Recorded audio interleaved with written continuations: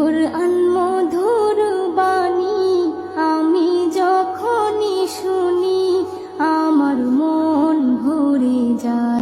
আসসালামু আলাইকুম সম্মানিত দর্শক, আজকে আমি দেখাবো সকল অটো প্লেন মেশিনে সুতা শর্ট হওয়ার বিশেষ একটি কারণ, যে কারণগুলো আমরা প্রতি মুহূর্তে ফেস করে থাকি রানী অবস্থায়। আজকে আমি সেই সুতা শর্ট হওয়ার কারণটা খুব সহজভাবে এই ভিডিওর মাধ্যমে আপনাদেরকে দেখাবো। তো সম্মানিত দর্শক, আমার নতুন নতুন ভিডিওগুলো পাওয়ার জন্য যদি আমার চ্যানেলটি সাবস্ক্রাইব না করে থাকেন, এখনই সাবস্ক্রাইব করে দিবেন এবং পাশে থাকা বেল আইকনটি বাজিয়ে দিবেন। আমার ভিডিওটি ভালো লাগলে একটু লাইক দিবেন, কমেন্ট করবেন এবং শেয়ার করে দিবেন। তো এখন আমি আপনাদেরকে ভিডিওতে দেখাতেছি একটা কাপড় চালিয়ে দেখতেছেন আমি প্রতি মুহূর্তে হাতে টানি টানি কাজ করতেছি, কারণ সুতাটা শর্ট হয়ে যায়। তো বিশেষ একটা কারণ, এই কারণটা আমি আপনাদেরকে দেখাবো কি কারণে এই সুতাটা শর্ট হয়ে যাচ্ছে।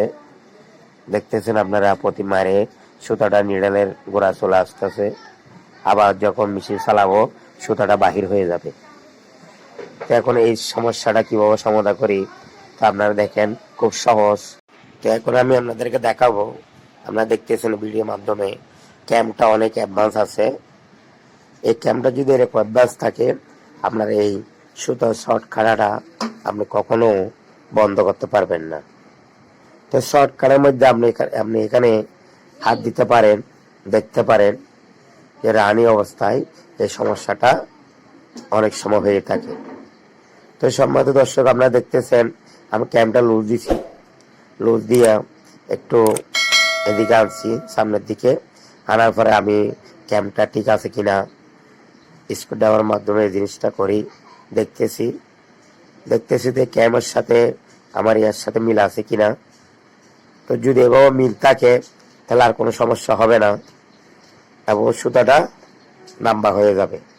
এভাবে যদি সুতাটা নাম্বা হয়ে যায় তাহলে আমরা বুঝতে হবে আপনার ক্যামটা ঠিক হয়ে গেছে।